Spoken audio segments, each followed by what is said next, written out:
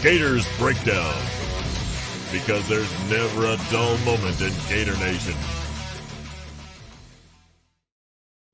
The Gators Breakdown podcast is ready to go. I'm your host, David Waters. You can find me on social media at GatorDave_SEC, coming at you with more Class of 2025 recruiting talk, and here to do it with me, co-host Will Miles. You can find him at readreaction.com, on Twitter or social media at Will Miles SEC, readreaction.com, Read Reaction on YouTube, all that good stuff there with Nick Knudsen happening. Nick, man, I called you Nick after just saying Nick Knudsen's name. Will, here we are continuing our Class of 2025. We will concentrate on the offense, and we kicked it off last week, turning the page from the Class of 24 down to Class of 2025.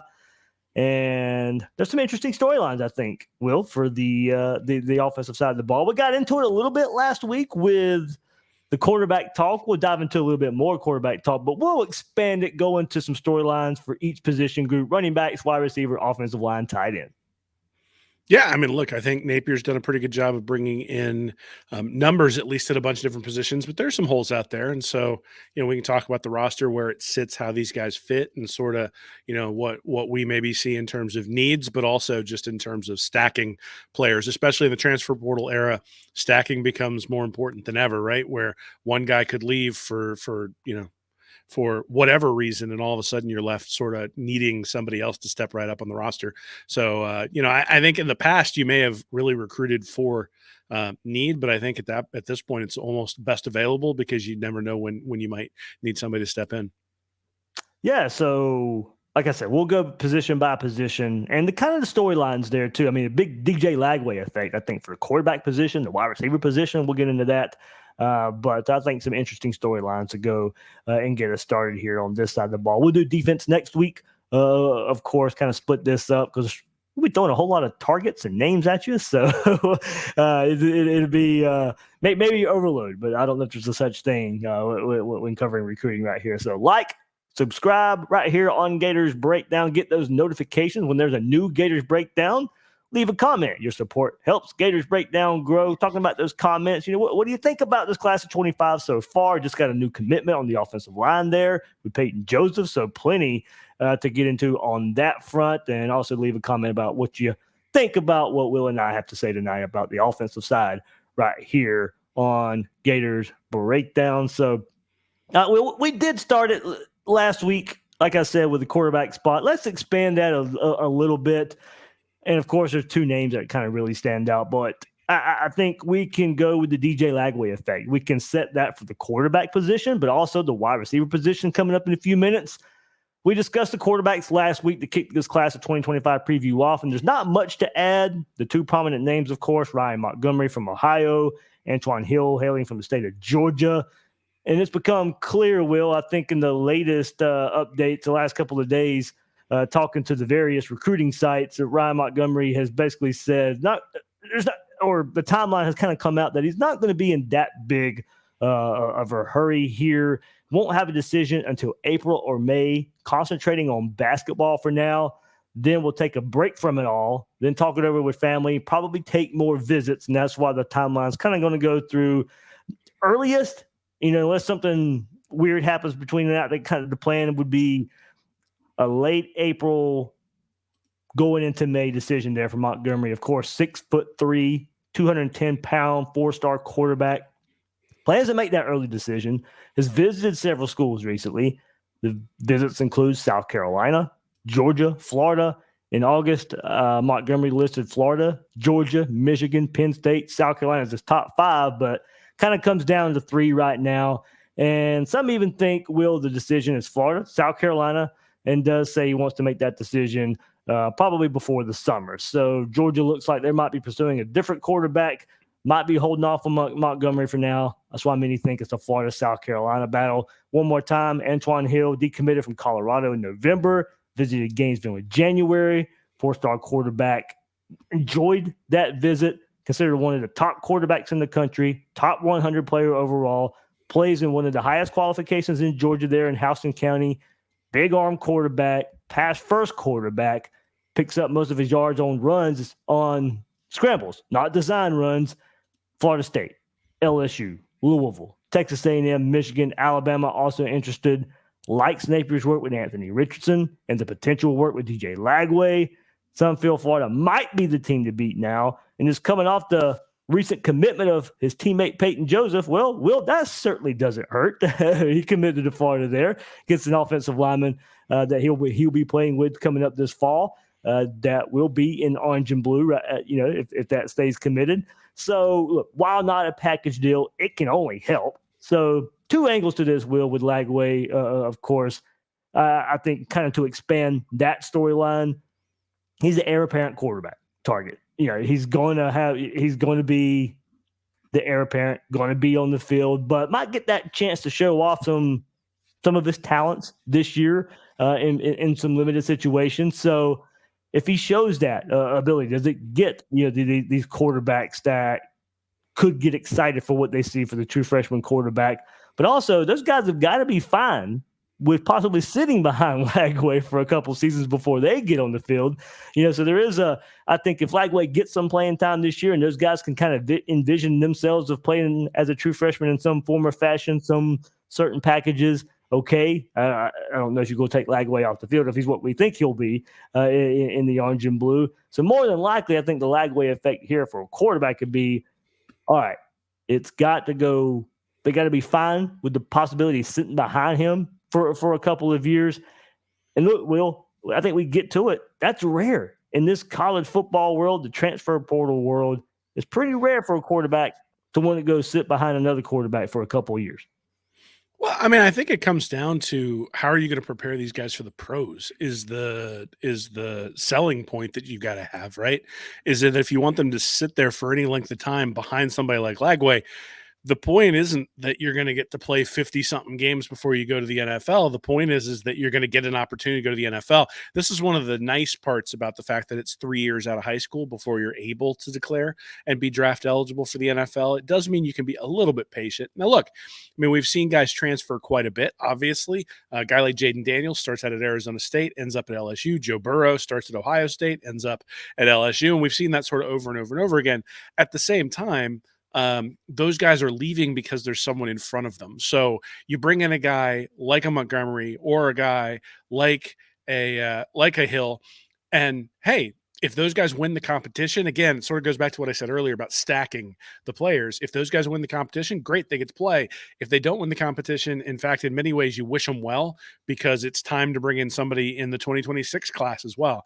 As far as these guys specifically, if you look at their stats, I actually think there's not a huge separation between the two, at least statistically. So last year in his junior year, Montgomery completed 71% of his passes, 9.3 yards per attempt.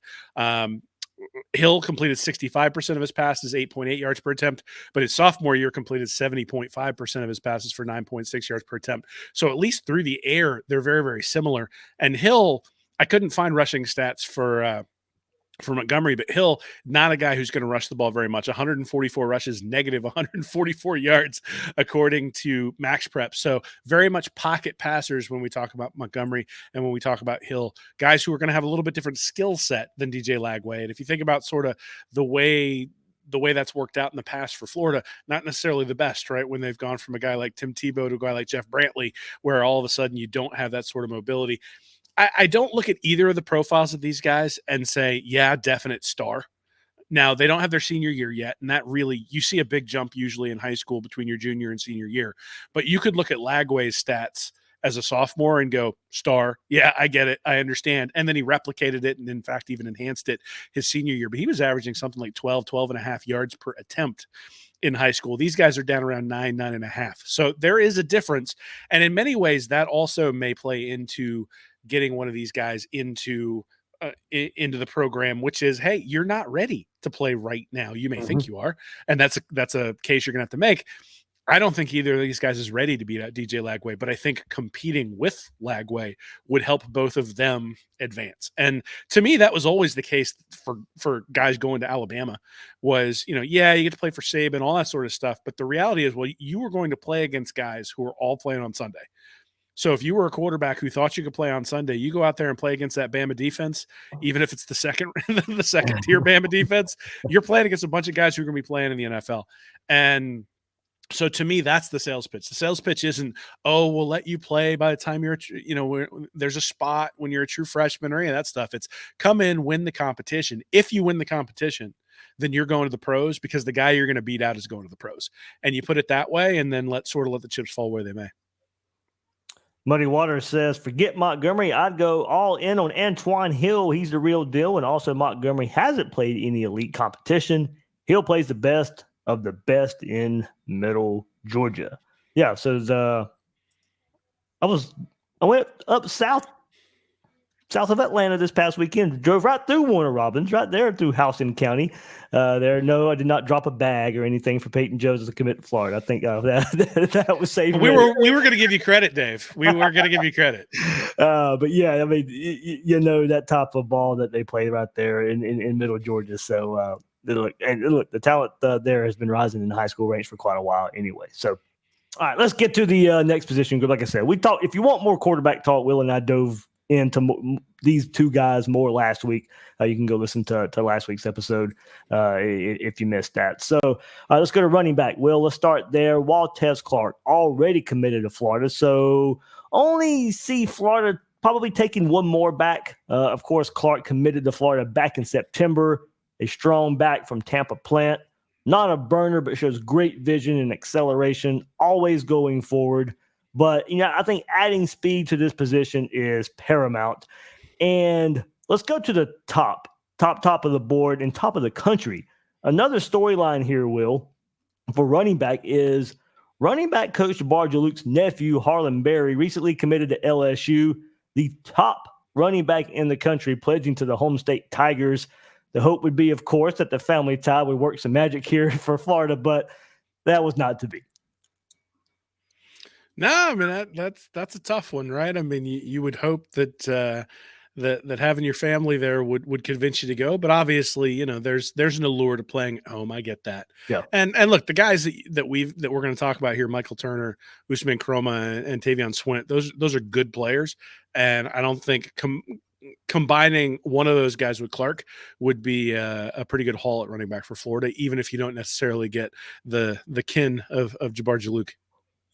For sure. So, all right, let's get to it, as Will said.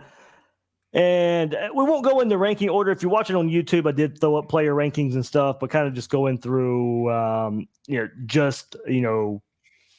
players. Won't go in necessarily a power ranking order. But let's start with Michael Turner. And 6 foot, 190 pound from North Richland, Texas.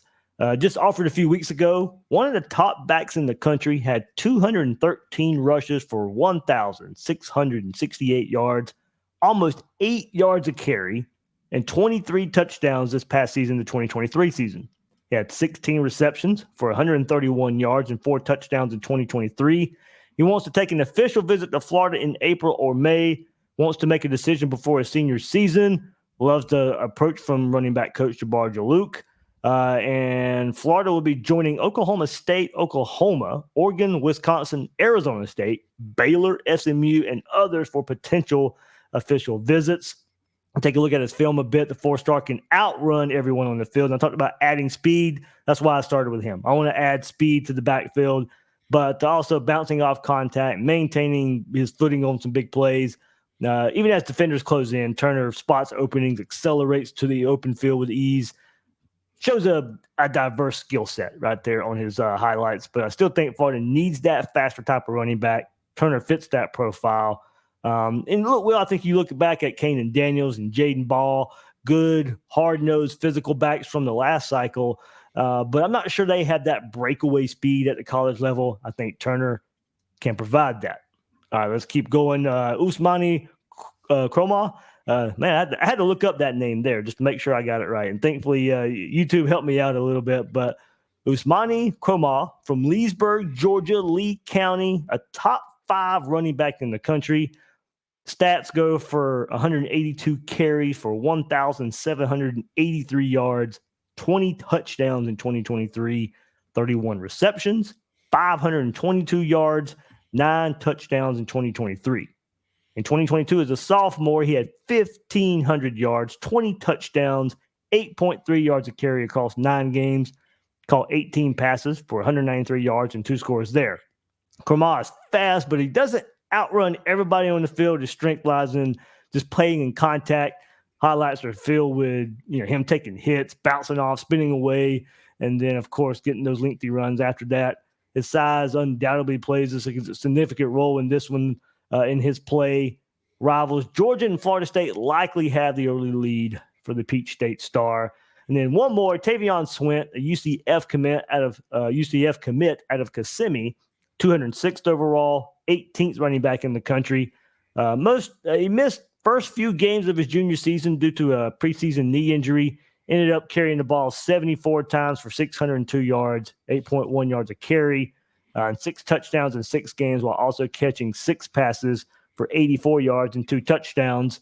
But really, in 2022, he gets those stats there: 1,666 rushing yards, 20 touchdowns, 224 carries. That was a 7.4-yard average for the Kissimmee Osceola program that went 10-4, made the semifinals of Florida's new 4S playoffs that year, eclipsed the 100-yard mark in rushing 8 different times, including eventual state champion Lakeland. Also caught 15 passes for 161 yards and 4 touchdowns. Also plays special teams. Named Osceola News-Gazette's Offensive Player of the Year in 2022. And as a freshman, 612 yards, 12 touchdowns for Kissimmee Osceola. Also caught 16 passes as a freshman for 189 yards and 2 touchdowns. Also just won an MVP award at the Under Armour camp in Orlando. Ole Miss and Rutgers are schools that might be recruiting him just as hard, even though he's committed to UCF. Last year when he had a top 5, he said Florida was sitting at number 5 with UCF at number 1. Then he committed to them not long after. Maybe something that can help Florida in the ends if he wants to start to look around more. This might could help Florida. Swint is cousins with Florida cornerback Keon Jackson. Well, so you said he Swint like special teams. He's not number 3, is he? Sorry, I couldn't resist. No, I mean, look, I think Florida, obviously, any of these 3 players is going to be a big time add for Florida, considering they already have Waltez Clark there at the position. I think, obviously, from a ranking perspective, Cromaz is the guy you look at. The thing that something I started looking at a few years ago, a guy named Bill Barnwell at ESPN started looking at something he came up with called speed score for the combine. And for running backs in particular, really seemed to correlate with successful running backs, at least going from college to the NFL. And that was big guys who are fast. And so that's really what Cromaz brings to the table. He's 6 foot, a half inch, 215 pounds, compared to Turner, who's 5'11 and a half, 190, and then Swint, who's 5'9, 180. Now, look, some of those small backs have been successful at Florida in the past, but really, you don't necessarily have to be a burner at the running back position. The thing that Barnwell was trying to say is that it's almost more valuable to have somebody who's big, who's fast per pound. It's sort of the way he put it. And Cromaz certainly has that. The other thing that he brings to the table, and I think you said it, but I want to call it out, is he's got 49 catches over the last 2 years compared to Turner, who has 18, and compared to Swint, who has 21. Really, having a guy who can go out there, catch reliably the ball out of the backfield means you've got a guy who can be out there 3 plays. He can be out there, first down, second down, third down. It doesn't matter because he can be a threat in that particular space. But look, I mean, I think a burner in Turner would be great.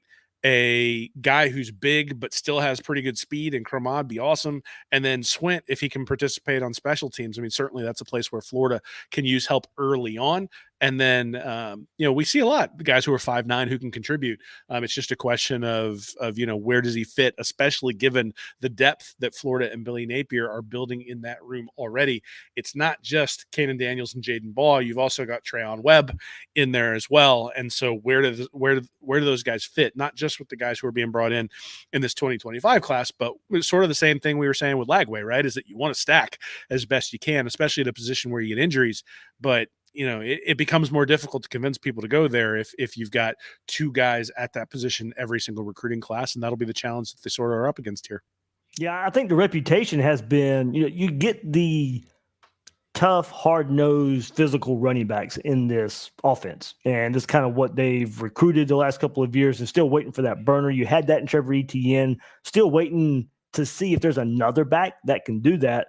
I think if you look forward, if you see either one of these three guys we just discussed or somebody else that's down the line. Like, we can't discuss every little target out there. We'd be here for 20 hours discussing all this. But, those are the three guys that I picked out. But, if you have somebody in this 2025 class, given what we just talked about, who's already Trayon Webb, the two guys that they brought in last cycle, if you have a 2025 guy that plays as a true freshman, well, at least you went out there and know they earned it. Like, I like the room. Florida has put the talent there.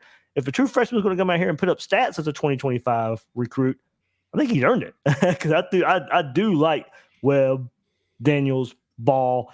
They may be a lot of the same type of back, and that's kind of, I guess, where I'm going, where I need that guy you can't catch. And I know this is going too far, but Dimps and Rainey types, you're not duplicating those guys, but somebody that all right, little swing pass, make another guy, make 1-2 guys miss, and he's off to the races.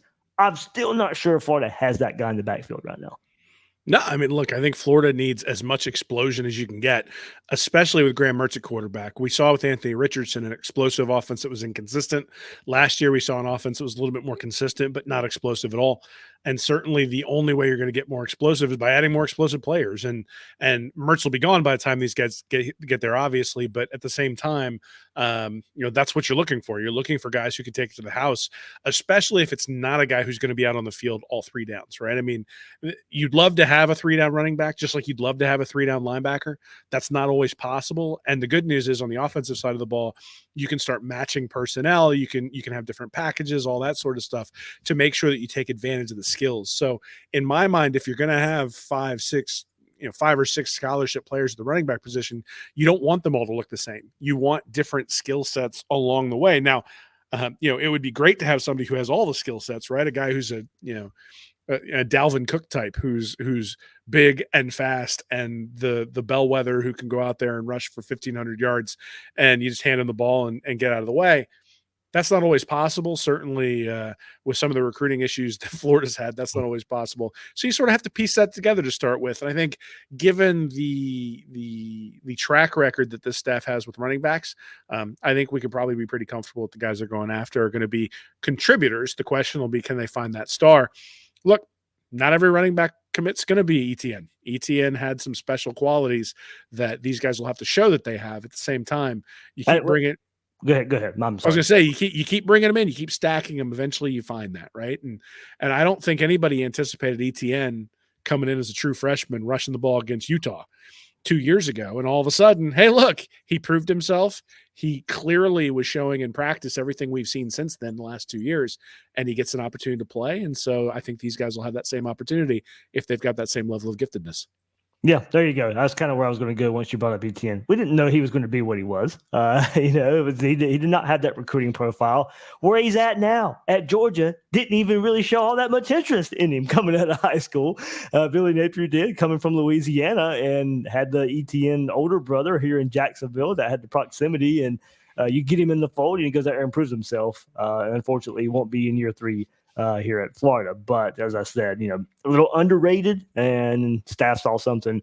And look, like I said, running back recruiting, not really what I'm worried about. I'd just like to have, a speedster back there to go along with the power that they have, or they seem to have back there. So, all right, let's move. And this one's probably going to take the longest to go through because of all the options here.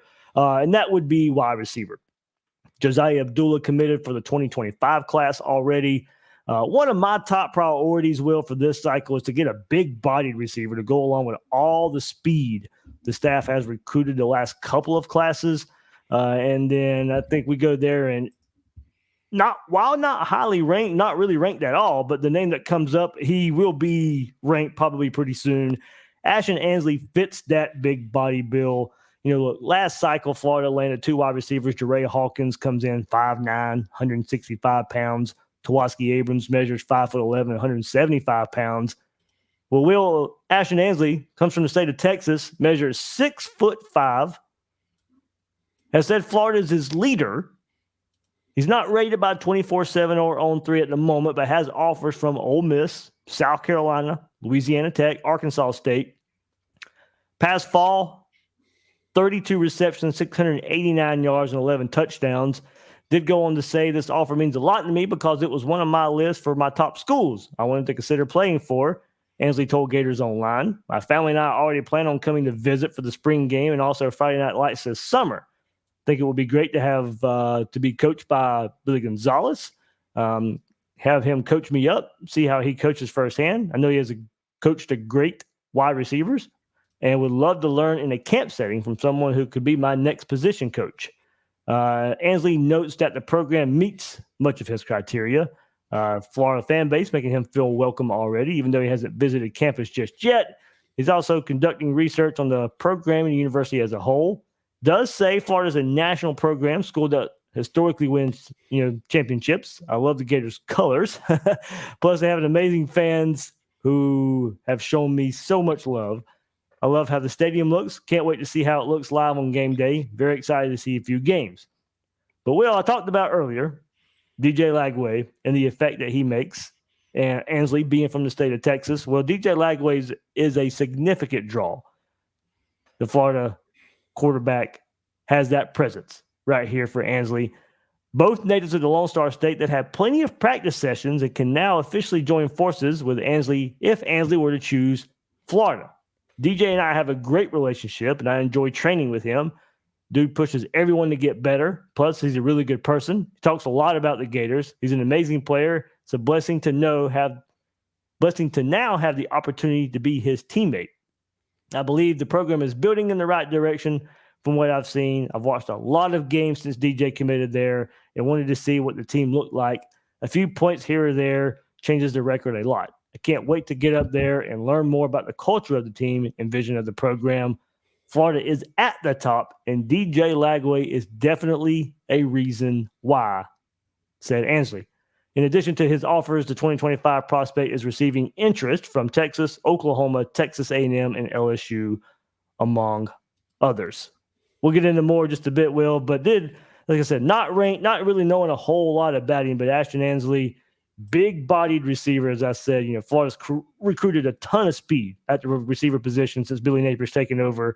And I know we go back to the last staff, and they probably recruited too many big bodies. And those guys still really haven't panned out. But with all the speed Billy Napier's recruited, would be nice to get a big body they can count on there. Yeah, it's funny. I hadn't heard of Ashton Ansley until you sent his name over, and then I started looking, and I go, averaged 21.5 yards per reception last year.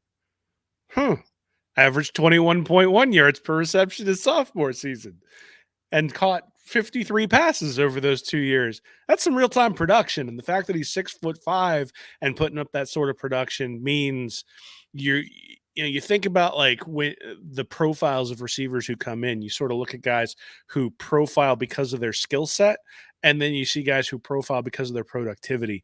And, anybody who saw Johnny Wilson for Florida State the last couple of years go up and get a ball and just annoy the crap out of you because they'd get a first down when basically just Jordan Travis chucked it up and he went and got it.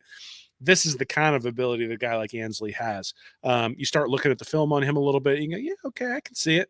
So we'll see where he comes in the rankings. Obviously, he's got a ways to climb because he's not ranked right now. But a relationship with Lagway, obviously, that becomes important. I'm glad he likes the colors. I do too. And we'll see how it progresses. I think, again, I always sort of talk about recruiting as you want to look at a position grouping and see who gets brought in. And so you don't just want, like you mentioned, you don't want to bring in 4 guys who are 6'4", and you don't want to bring in 4 guys who are 5'11". Like, you want to bring in guys who sort of fit the different profiles of what you're looking for, so that you can mesh them together with different concepts, different routes, different things like that. So we saw that last year a little bit with Andy Jean and Aiden Mizell, and then obviously Trey Wilson. Hopefully we'll see a lot more of that this year. And a guy like Ansley sort of fits the Mizell type profile, though Mizell is much more of a burner, and Ansley's going to be more, hey, go win the battle because you're tall. But same general principle where you're putting a guy out on the outside and, throw it up to Plaxico Burress and let him go get it. All right, let's get into even more of these names, and we will start at the top here. Caleb Cunningham, 5-star wide receiver out of Mississippi, just released his visit schedule yesterday. Released it for this spring, and the Gators will get a spring game visit on April 13th from Caleb Cunningham. Alabama, Auburn, Florida, Florida State, Georgia, Georgia Tech, LSU, Mississippi State, Oklahoma, Ole Miss, South Carolina, and Tennessee made the cut for the 5-star. He's looking at a decision closer to National Signing Day, so some time here. Also likes the prospect of playing with DJ Lagway, but it seems it'll be really hard to get him out of the state of Mississippi. And new Mississippi State head coach Jeff Lebby is personally helping lead this one for the Bulldogs, and the Bulldogs are thought to be the team to beat for the in-state 5-star receiver. Vernell Brown III, the legacy 4-star athlete's reputation continues to improve. While he is a legacy, he does not want that to influence the decision from either side. He doesn't want Florida pushing it. Florida's not pushing it, and he's not really just stapled into Florida because he is a legacy. Of course, his father has both worked for and played in the program, as have his grandfather and uncles. Despite those deep ties, Brown is attempting to keep them separate from his recruitment process. He has a long-standing relationship with wide receiver coach Billy Gonzalez, of course. As far as decision timeline for Brown, he told 24/7 Sports, hopefully the picture is clear enough for me to make a decision before the season, but if not, it won't be long into the season if it takes that long. So where does Florida fit right now? Quote, he says they are in the mix, but it's not like Florida is the school to beat. In 2023, the two-way player for Orlando Jones and also doubled as a primary return man, caught 70 passes for 1,363 yards, 10 touchdowns on offense, while scoring 4 times on special teams, 3 punt returns, and a kickoff return. Recently at the Under Armour camp in Orlando, got labeled as, quote, a route running specialist, has a dangerous release from the line and is able to go out and make some incredible catches, can get acrobatic when it's time to make the tough catch. Next up's Kobe Howard, a 4-star, just transferred to Chaminade Madonna Prep, caught 65 passes last season for 1,065 yards, 8 touchdowns as a junior at Western. Helped the Wildcats reach regional finals in Florida's 4M playoffs. Also carried the ball 26 times for 225 yards and 4 touchdowns while passing for 108 yards. Returned to punt for a score on special teams. 2022, he missed a significant chunk of his sophomore season due to an injury. Still caught 13 passes for 176 yards and a touchdown in 2 games. But as a freshman in 2021, caught 70 passes for 808 yards and 8 touchdowns at Pensacola Catholic. Brown told Swamp 24/7's Blake Alderman he has a date in mind early in the month of March for a visit after missing one earlier this year. He has it scheduled for March the 8th, so I think that'll be when I'll be there, he told Swamp 24/7. I want to talk with them again, get a good idea of how they want to use me in their offense. Just going around seeing how it's just to be a Florida Gators student. Just getting a chance to come back and build an even better relationship with the coaches. 5'11", 185 pound. Plans to revisit Florida as well as a few more in-state programs. Currently, Florida State is the team that appeals most to Howard. He is most likely to make a decision before his senior year, following more visits this spring and summer. Cortez Mills is another name, 4-star wide receiver, ranked 130th overall. He had a stellar 2023 season as a junior, and for Homestead, he led the team in receiving, paving the way for a Florida 3M title appearance, 79 passes, racking up 1,640 yards, scoring 18 touchdowns. His performance earned him a spot in Miami Herald all-day 4M, 3M selection. A few days ago, he said there are currently 5 programs that are standing out the most: Clemson, Miami, LSU, Nebraska, and Penn State, and is considering other schools such as Florida State and Georgia, who he may visit in March. The thought is Florida is still in this, but a lot of ground to make up, but does have an official visit set up June 7th through the 9th. And also rounded out here, Dalen Upshaw, 3-star recruit from Alabama, has announced multiple upcoming visits to Florida. According to On3, Upshaw stands 5'11", 175 pounds, 3-star recruit. However, his offer list from several Power 5 programs suggests a higher grade than his 3-star rating implies. This list includes Florida, Auburn, Florida State, Georgia, Texas, among others. Upshaw mentioned Auburn, Florida State, Miami, Tennessee, and UCF would receive official visits. So a lot of talent here. Don't know where Florida will get their next wide receiver commitment here, but Vernell Brown, I think, is the obvious name. I know he doesn't want to use the legacy thing on his. Florida's not pushing it on him, but I do think that's ideally where you probably start here if you want to add another wide receiver into the mix. Yeah, I mean, I think Florida obviously would love to add another wide receiver to the mix. The current commit is like one of those 5'10", 190-pound guys. So if you're looking at this from that perspective, then a guy like Ansley who's 6'5", or a guy like Cunningham who's 6'3", as opposed to Brown 5'10", Howard 5'11", and then you got Cortez Mills at 6'1", and Dalen Upshaw 5'11". So do you want that many guys who are 5'11"? Probably not. And so the question is, which one of those guys are the guys that you're going to target? I mean, you mentioned the stats. The one that really jumped out to me was Kobe Howard. He's out of Davie, Florida. So, hey, it's somebody who's relatively close to home. 65 catches his junior year, but then he also had 26 rushes for 224 yards. So you think about sort of insurance for Trey Wilson. That's sort of what I'm thinking when you look at Kobe Howard. Obviously, Caleb Cunningham is the guy with the huge upside. At the same time, how many times has Florida really been able to deliver on that 5-star guy at the wide receiver position? Been a long time since we've had a 5-star recruit out there at the wide receiver position. I'm not holding my breath on that one. I mean, you just have a number one in the state of Florida get away to go to Ohio State. I don't know how you go pull the number one and he's in Mississippi. Well, I mean, I think number two overall. I'm sorry.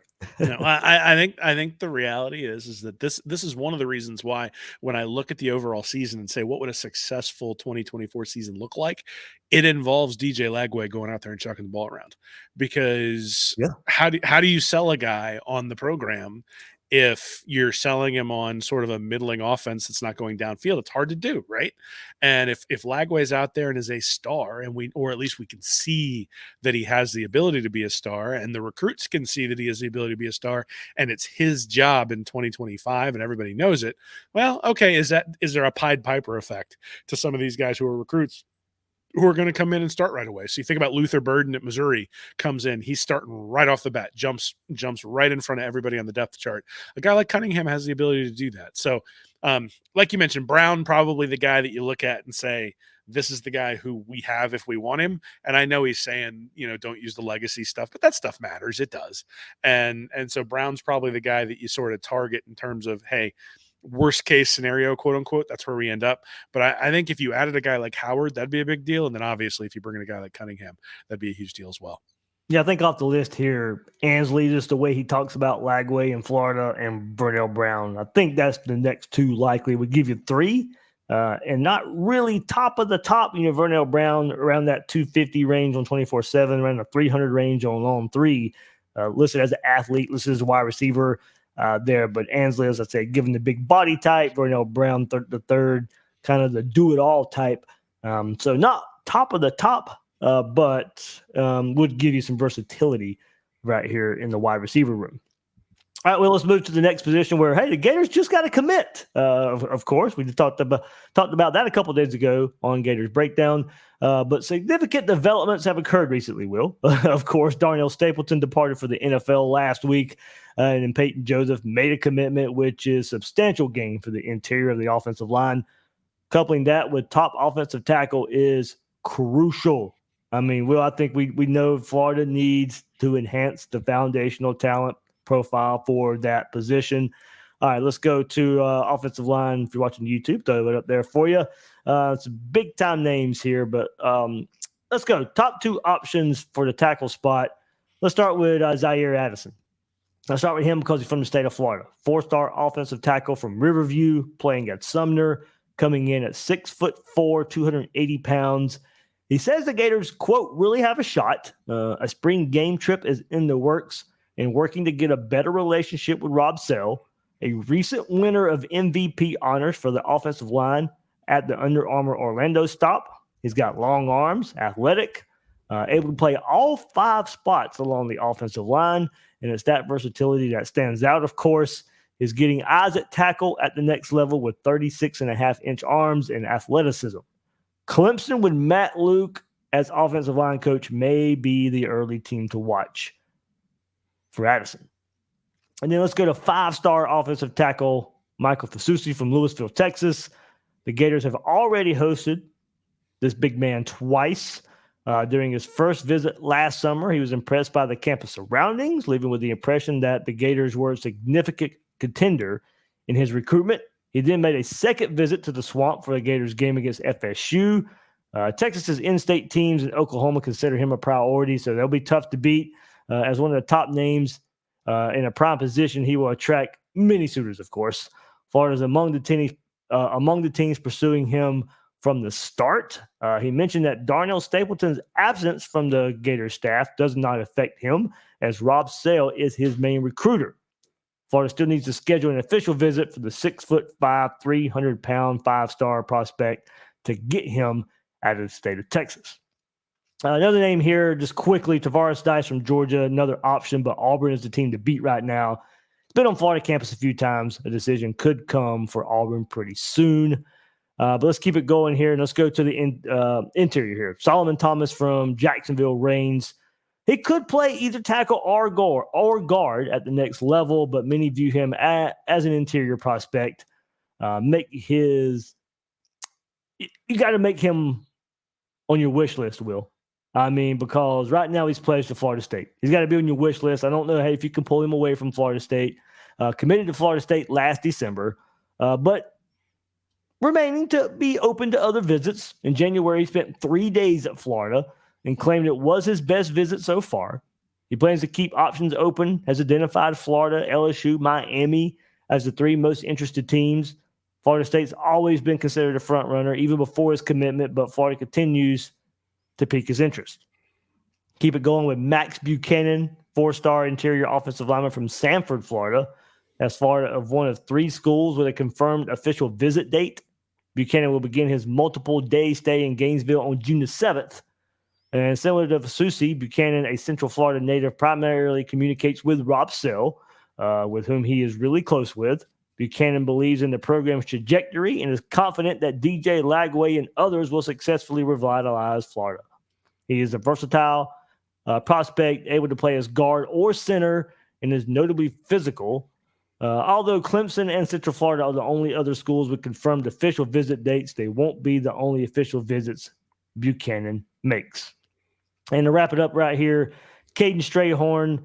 The Gators view him as a center at the next level from IMG. They've been consistently in touch with him, the 3-star, since offering last year. Had significant visit during last season's victory over Tennessee. However, it was January's junior day that offered him a great experience.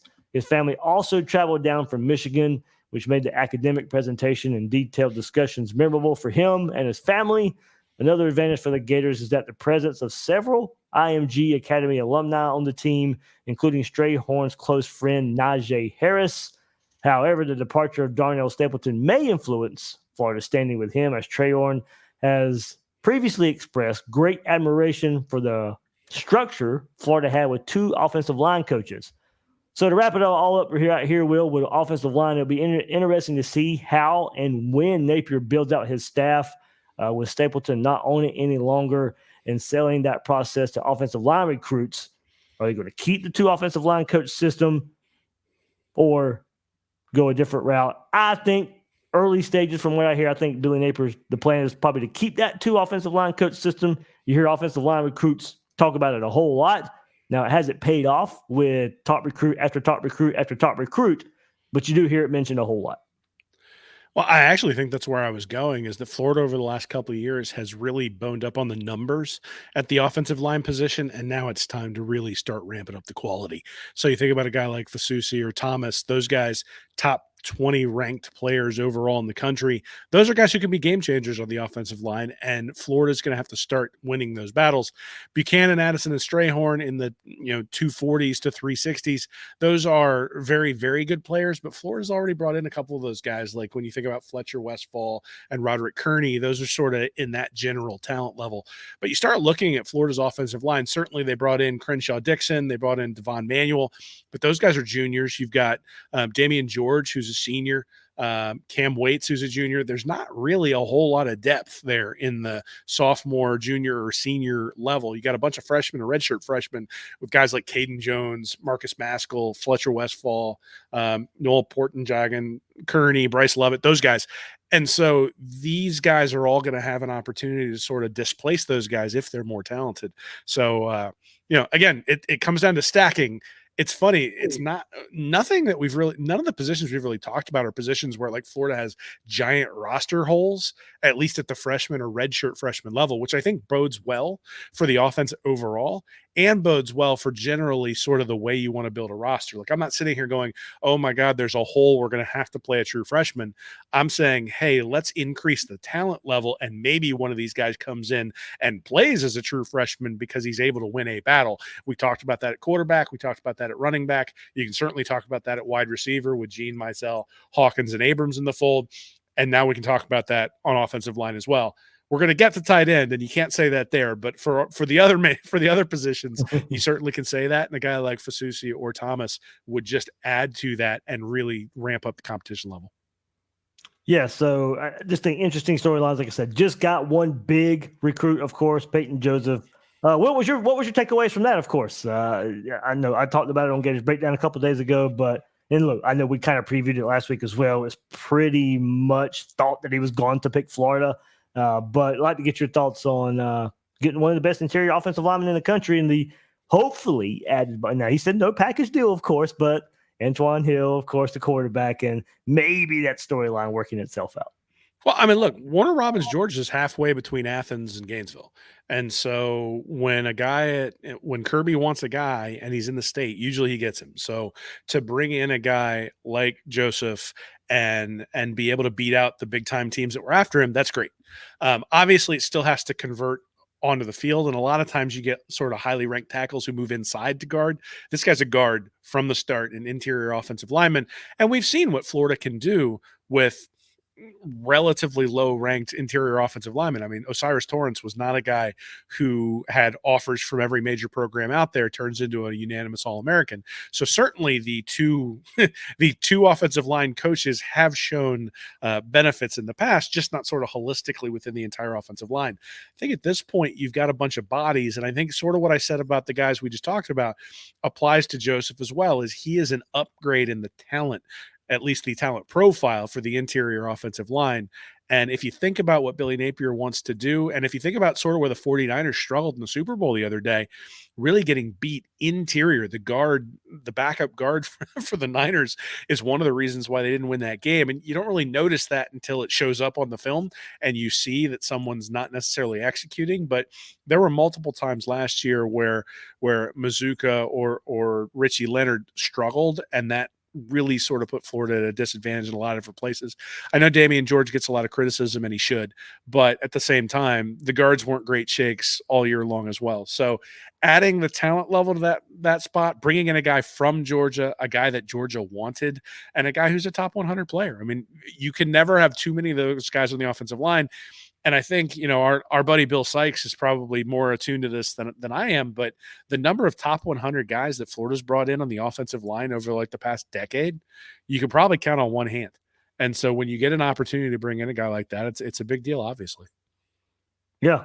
I like it, like you said, for all the reasons. And I mean, look, Florida State was thought to be the team to beat like a year or so ago, and you get him over them as well. So certainly, I just say to Georgia or rivals as well, big time get. All right, so we'll wrap up our offense right here with the tight end position, and of course, Amir Jackson committed last cycle, and it's certainly viewed as a big time receiving threat from the tight end spot with his 6'5", 220 pound frame. I mentioned earlier, Will, about getting wide receivers that are bigger frame. Well, Jackson at the tight end spot can be viewed as that as well. He shines when getting vertical for the ball. He, times his jumps well, is more of a bigger receiver playing tight end. He's far from a finished product, though, so making him even more an intriguing prospect. But Jackson's versatility, pass catching, fluidity for bigger athlete is what makes him intriguing, and just how he fits into Napier's offense. So I think looking ahead, Florida may need more combo tight ends or pure tight ends to kind of, I think, maybe pair with Amir Jackson. Yeah, I mean, look, I think I mentioned or I alluded to it. There's not a lot of tight ends on the roster. I mean, you got Arliss Boardingham, Hayden Hansen, and then Tony Livingston, and then you got Amir Jackson, and that is it, right? And so, we've talked a lot about stacking, and we've talked a lot about, hey, you got to win a competition to get out on the field. Nobody's got to win a competition to get out of the field in this one. It's show up and we need you, especially considering how much Billy Napier likes playing 12 personnel. The reality is that they need more tight ends. They need more bodies, irrespective of talent. Now, obviously, the guys we're going to talk about are talented players as well, but to me, that's like the gaping hole in the recruiting for Billy Napier over the last few years has been tight end. They just haven't been able to stack multiple tight ends each year the way they have it running back or the way they have it wide receiver, and that's going to have to change, especially given some of the things they want to do on offense. I mean, again, I go back to the Super Bowl. One of the big things that the 49ers do is they've got a bunch of guys who are interchangeable. So on the 3rd down and 4, not in overtime, but in at the end of the game, I believe it was, when they could have iced the game away and then kicked a field goal. It was George Kittle who's in the backfield as a running back and missed the pass protection on the free running blitz from Kansas City. But the fact that the 49ers have guys that are interchangeable and you can move around frees up that offense to do a whole lot of different stuff. And, we talked a lot when Billy Napier was hired that his offense in many ways sort of replicates that Sean McVay, Kyle Shanahan type of offense. But you can't do anything if you're all wide receivers and running backs, because it eliminates the advantages that you get by having guys who can block and catch at the same time. Arlis Boardingham's probably the closest we've seen to a guy who has the skills to do both of those, but certainly that we talked about sort of 3-down running backs, 3-down linebackers. In some ways, having a 3-down tight end becomes a really critical thing for Florida and their offense. All right, so who can those guys be? Let's take a look. Let's start with Temez Young, the 3-star prospect, stands at 6'4", weighs 205 pounds, considered a mismatch in the passing game. A Tampa native, so staying close to home and playing for the in-state Gators is an attractive option. He's expected to make a decision in the spring. Florida and West Virginia lead the race right now, so it looks like it's only a 2-team race right here for the 692nd ranked player overall, about 600 on 3. So given Florida's strong position with other tight end options, it may need to decide soon, and hard to see if Florida would not be the choice if Young makes a decision soon. Hayden Bradley out of Beaufort, Georgia, just received an offer from the Gators and is looked at as more of a pure tight end, 6'5", 215-pounder, Peach State native. Not ranked by any major recruiting services, but that will change in the near future. Corey Bender from On 3 does say he should be getting ranked pretty soon. Certainly has not affected his stock, though, as nearly 30 programs are on board with an offer. I did say Florida's a great school, definitely a top school on my offers list. Bradley told Gators Online, Coach Billy Napier came by the school. I got to spend some time with him, which was awesome. I have also formed a great relationship with tight ends coach Russ Callaway. Currently, Bradley's significant interest in the program is evident through his close relationships. Once he visits the campus, those connections are likely to strengthen even more. I love their knowledge of the game and how they expect to use me over at Florida, said Bradley. Getting down to Florida has been the main thing, so I will be scheduling to go down there during the spring. Me and the coaching staff have built a great relationship, which is huge in my recruitment. So if you go look at Buford, they run the type of offense that kind of shows off the jumbo receiver, but pure tight end who lines up at the Y position in line with the tackle. So there are blocking concepts, situations, kind of going to your point, Will, blocking concepts, situations similar to what NFL teams run with the tight ends, down blocking on defensive ends, and that's what Bradley demonstrates. So he also demonstrates the strong ability to catch the ball, use his frame effectively, catching several jump balls and full extension passes. Athletically impresses where, with plays he's used as a vertical threat, a second-level target on play action. His ability to get open and operate within a vertically based offense is a positive attribute. Bradley's highlight reel showcases a good balance of blocking, catching, play action, positional flexibility. He appears to be an ideal fit for the Florida offense. Other offers come from Michigan, Miami, Oregon, Ole Miss, West Virginia, Penn State, Texas A&M, South Carolina. So not ranked, but he's got that offer seat. That's why people would think that will change coming up. So consistent communication with those. A couple more here. Caden Peening from Ohio just announced his top 10 of Florida, Louisville, Virginia, Virginia Tech, Pitt, UCF, Virginia, Michigan State, Stanford, Arkansas, and Illinois. 6'4", 230 pounds, hails from Ohio, but spent much of his life in the state of Florida before moving to Ohio. Some recruiting him as a combo wide receiver and tight end, but the Gators want him as a pure tight end. He stated to Corey Bender from Gators Online, Florida's a great school, and I've heard nothing but great things about their program.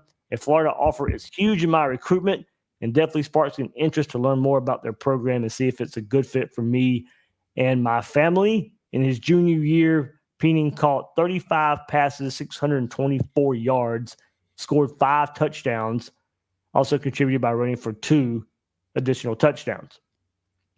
Last one, Hollis Davidson, sizable outside receiver type at the tight end spot. He's an Auburn commit from Georgia, 6'5", 238 pounds, committed to the Tigers in early February, shortly after visiting Florida for junior days.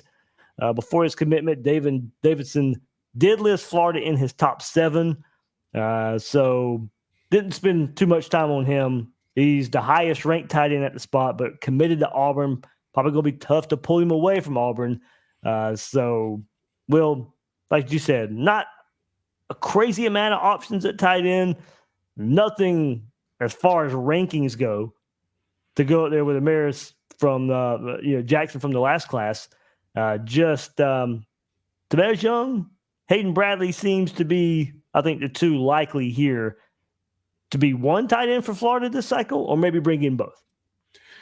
Yeah, I mean, I think given what Napier wants to do, he needs to bring in 2. I think there's just value in having bodies in the room, and you can, irrespective of what the rankings are, you need to have the guys who can help you execute your offense. I suspect Florida's gone 11 personnel, 1 tight end, 1 running back, more than they would have liked, just because they're limited in terms of what they can do at the tight end position. And bringing in a guy like Young and a guy like Bradley would at least allow you to start putting those things into your system. The reality is they're going to have to hit the transfer portal pretty hard at the tight end position, I think, over the next year or so to really fill that space out. There's nobody here that profiles as a star. That doesn't mean they can't be a star, but nobody here profiles as a star. And, we've seen what can happen to an offense, even with quarterbacks that you'd maybe go, are they really all that good? At places like Georgia, where they've got, when they had Bowers and Washington both there at tight end, that offense was really, really dynamic. It makes a difference. And Florida hasn't been able to do that yet, hasn't been able to recruit those guys yet. Hopefully Amir Jackson is part of that. Hopefully him and Boardingham and Hansen can really sort of be a great combination this year and allow maybe the tight end recruits to see, hey, this is what you can do at Florida. But certainly, this is a weak spot, has been a weak spot since Billy Napier got here, and is continuing to be a relative weak spot compared to some of the recruits we've already talked about at the different positions so far. I did see in the chat there, Keon Zipperer's name was brought up. Yeah, he did walk out last year, but he is back he is giving another try, because I do believe also Florida Victorious did send out a tweet of him being back, when they did the announcements of who's going to be part of Florida Victorious in this football season. So Keon Zipperer, we'll see, if he bounces back and just how healthy he is.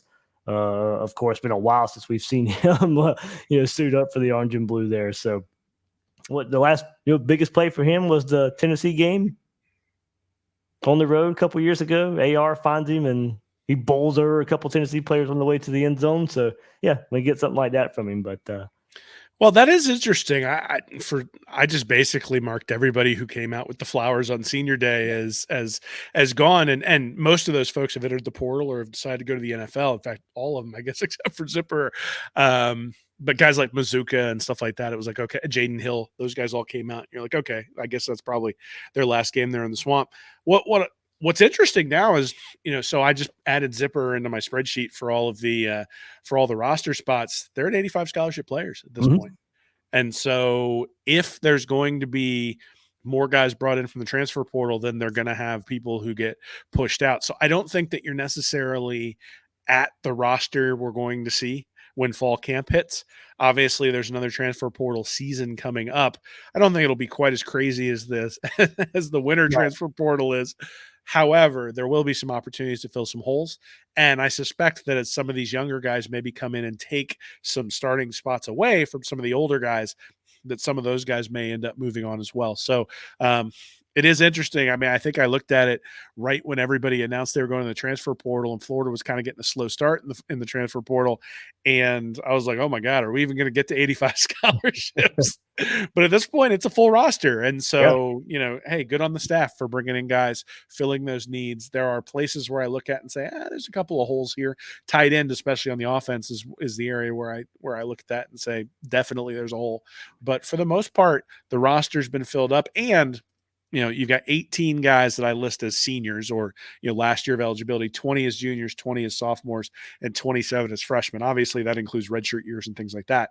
But if you think about Florida last year being one of the youngest teams in the country, that has completely flipped, because last year it was 6 players that qualify as seniors, and 22, 24, and 30 as freshmen or redshirt freshmen. So things starting to move towards more experience. And obviously all those freshmen got experience last year who were playing major minutes. And so I think it's interesting to see the roster sort of morph between last year and this year.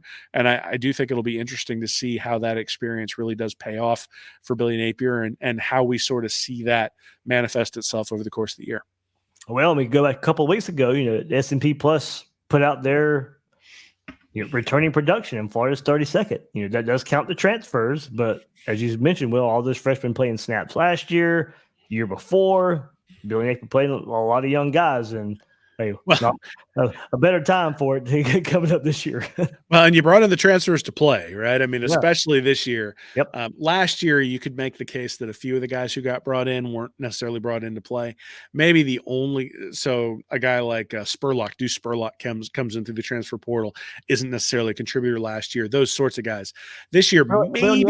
On the other side of that, R.J. Moten, who played a ton of snaps for Michigan, should have been a guy you should have been able to rely on, and got passed up by Jordan Castell, right? And actually, it's funny because I think Castell had some explosive plays that really jump out in the film as, oh boy, that got missed.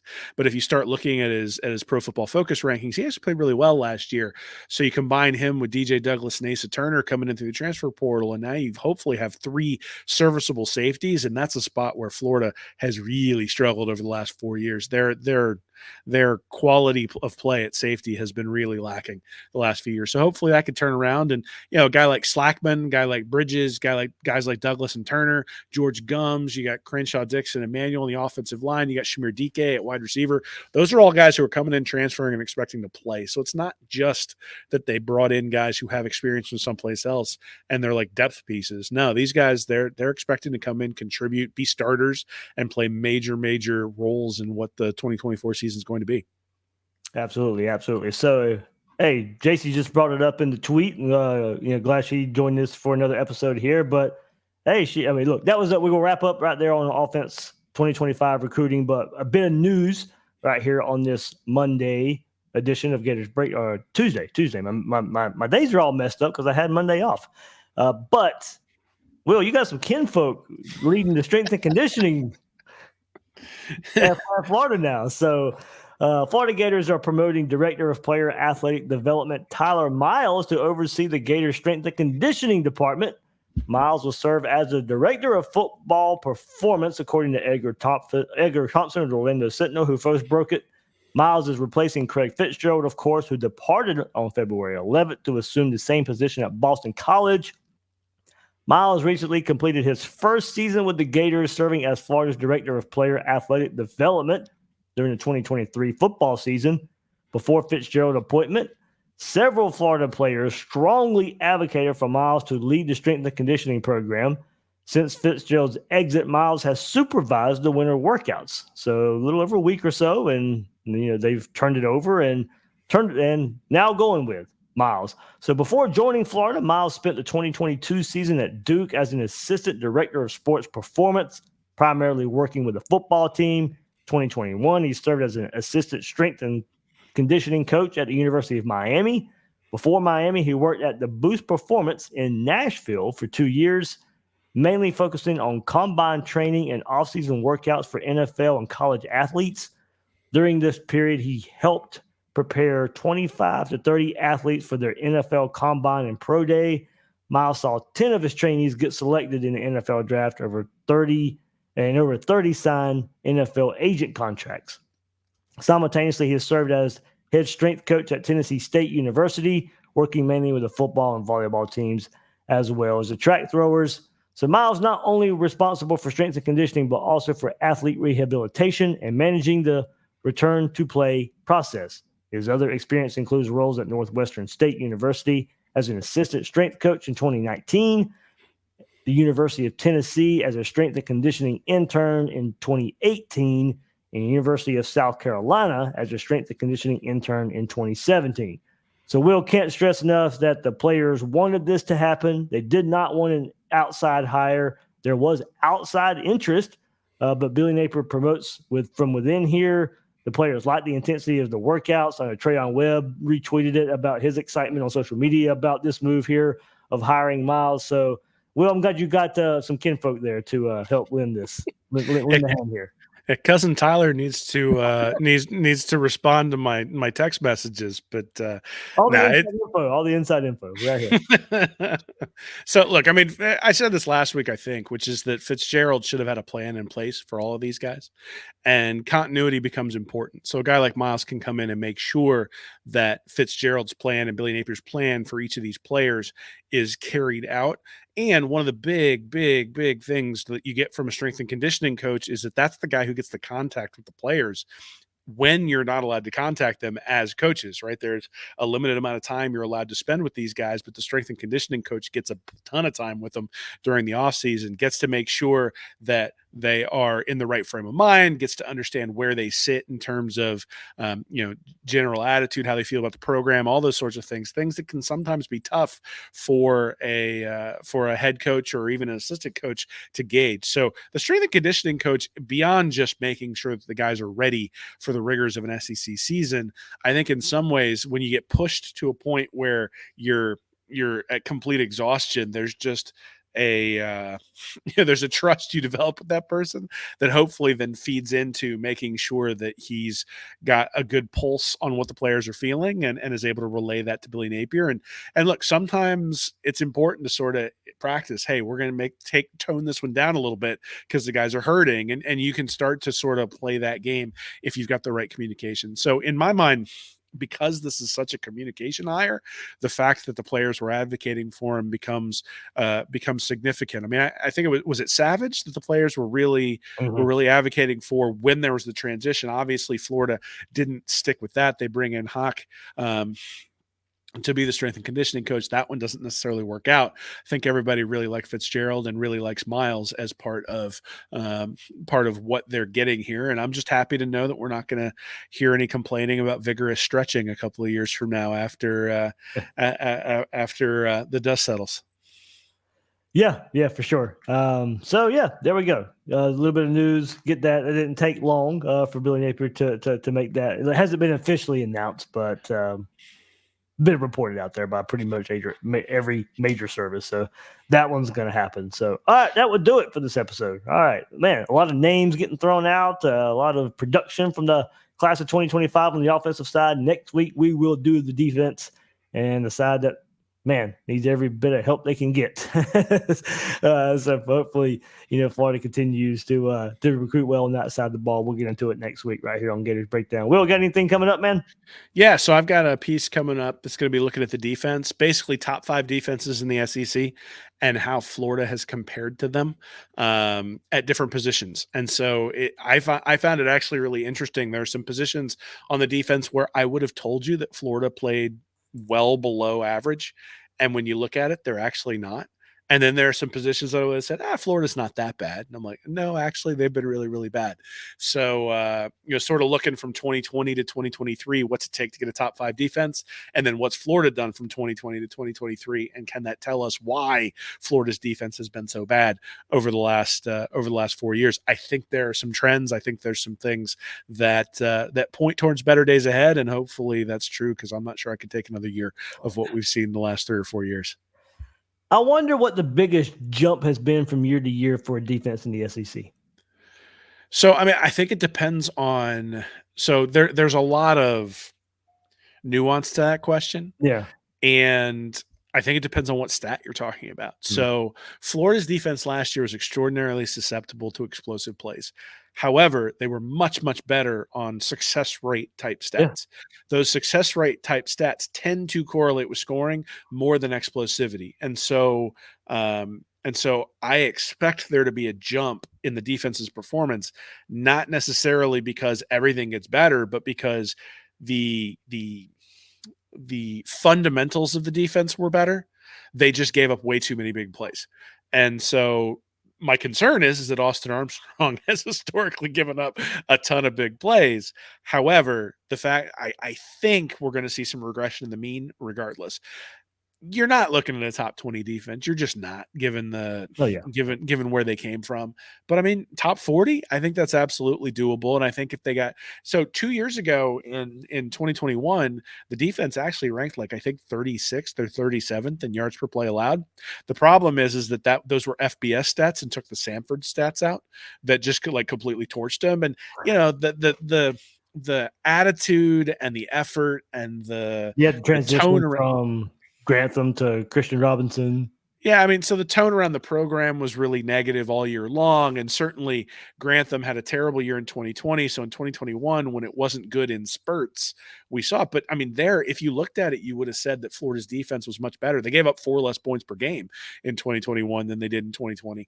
At the same time, obviously wasn't good enough. And really the offense was the problem for Florida in 2021. And then 2022 and 2023, the offense has been kind of middling, and obviously the defense has been really, really bad. So I did something a while back. It was more on the offensive side of the ball a long time ago, where I was looking at Nussmeier and saying, oh, it can't possibly be as bad as it was last year. And it was something like 75 or 80% of offenses that ranked below 100 jumped into the top 50. Like there was a lot of movement there between those rankings. I suspect it's pretty similar on the defensive side, but it's been a long time since I've looked at anything like that. We're going to make Treon Harris a pocket quarterback. We're going to recruit Malik Zaire to be the same way. Oh my God! Everybody saw that one coming. Like, I'm not sure anybody thought that was a good addition. Nope. I could not jump on board with that one. Dave, it was not ever a shot at Malik Zaire. It was a shot at Jim McElwain and Doug Nussmeier. Well, absolutely. I'm just waiting for you to fire me, because basically ever since I've come onto the podcast, the defense has just gotten worse and worse and worse and worse and worse. So we'll hopefully tough it out until things start to improve. What else are we gonna do, Will? What else are we gonna do? I got no answers. All right, that'll do it for this episode of Gators Breakdown. Follow Will, readingreaction.com, at Will Miles SEC as well on social media. Get his latest coming up there on the defense. And we'll talk defense next week, class of 2025. We'll try and maybe marry those two thoughts again next week after Will writes his article. And the host of Gators Breakdown, David Waters. You can find me on social media at GatorDave_SEC. Guys and girls out there, thank you for joining us on this episode of Gators Breakdown.